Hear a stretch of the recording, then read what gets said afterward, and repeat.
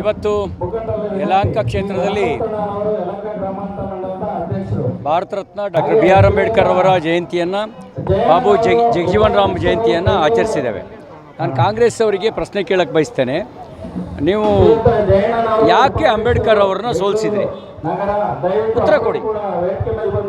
34 ವರ್ಷ ಆದ ನಂತರ ಅವ್ರಿಗೆ ಭಾರತ ರತ್ನ ಕೊಡಲಾಯಿತು. ಅವ್ರು ತೀರ್ಕೊಂಡ್ಮೇಲೆ ಅವ್ರು ಬದುಕಿದ್ದಾಗಲೂ ನೀವು ಭಾರತ ರತ್ನ ಕೊಡಲಿಲ್ಲ. ಸತ್ತು 34 ವರ್ಷ ನಿಮ್ಮದೇ ಅಧಿಕಾರ ಇದ್ದರೂ ಯಾಕೆ ಕೊಡಲಿಲ್ಲ? ಈ ಪ್ರಶ್ನೆಗೆ ಅವ್ರ ಹತ್ರ ಉತ್ತರ ಇಲ್ಲ. ಅವರು ಅಂಬೇಡ್ಕರ್ ವಿರೋಧಿಗಳು, ಅವ್ರ ಸಂವಿಧಾನ ವಿರೋಧಿಗಳು, ತುರ್ತು ಪರಿಸ್ಥಿತಿ ಹೇರಿದವರು. ಹಾಗಾಗಿ ಅವರಿಂದ ಯಾವುದೇ ರೀತಿಯ ನ್ಯಾಯ ದಲಿತರಿಗೂ ಸಿಗಲ್ಲ, ದೇಶಕ್ಕೂ ಸಿಗಲ್ಲ.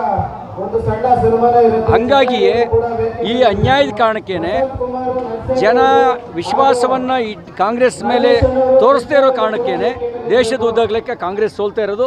ಈಗ ಪಂಚರಾಜ್ಯ ಚುನಾವಣೆಗಳಲ್ಲೂ ಕೂಡ ಕಾಂಗ್ರೆಸ್ ಪಂಚರ್ ಆಗೋದು ಗ್ಯಾರಂಟಿ. ಇವತ್ತು ಯಲಹಂಕ ಕ್ಷೇತ್ರದಲ್ಲಿ Bharat Ratna doctor B R Ambedkar ಅವರ ಜಯಂತಿಯನ್ನು ಬಾಬು ಜಗಜೀವನ್ ರಾಮ್ ಜಯಂತಿಯನ್ನು ಆಚರಿಸಿದ್ದೇವೆ. ನಾನು ಕಾಂಗ್ರೆಸ್ ಅವರಿಗೆ ಪ್ರಶ್ನೆ ಕೇಳಕ್ಕೆ ಬಯಸ್ತೇನೆ, ನೀವು ಯಾಕೆ ಅಂಬೇಡ್ಕರ್ ಅವರನ್ನ ಸೋಲಿಸಿದ್ರಿ? ಉತ್ತರ ಕೊಡಿ. 34 ವರ್ಷ ಆದ ನಂತರ ಅವ್ರಿಗೆ ಭಾರತ ರತ್ನ ಕೊಡಲಾಯಿತು. ಅವ್ರು ತೀರ್ಕೊಂಡ್ಮೇಲೆ ಅವ್ರು ಬದುಕಿದ್ದಾಗಲೂ ನೀವು ಭಾರತ ರತ್ನ ಕೊಡಲಿಲ್ಲ. ಸತ್ತು 34 ವರ್ಷ ನಿಮ್ಮದೇ ಅಧಿಕಾರ ಇದ್ದರೂ ಯಾಕೆ ಕೊಡಲಿಲ್ಲ? ಈ ಪ್ರಶ್ನೆಗೆ ಅವ್ರ ಹತ್ರ ಉತ್ತರ ಇಲ್ಲ. ಅವರು ಅಂಬೇಡ್ಕರ್ ವಿರೋಧಿಗಳು, ಅವ್ರ ಸಂವಿಧಾನ ವಿರೋಧಿಗಳು, ತುರ್ತು ಪರಿಸ್ಥಿತಿ ಹೇರಿದವರು. ಹಾಗಾಗಿ ಅವರಿಂದ ಯಾವುದೇ ರೀತಿಯ ನ್ಯಾಯ ದಲಿತರಿಗೂ ಸಿಗಲ್ಲ, ದೇಶಕ್ಕೂ ಸಿಗಲ್ಲ.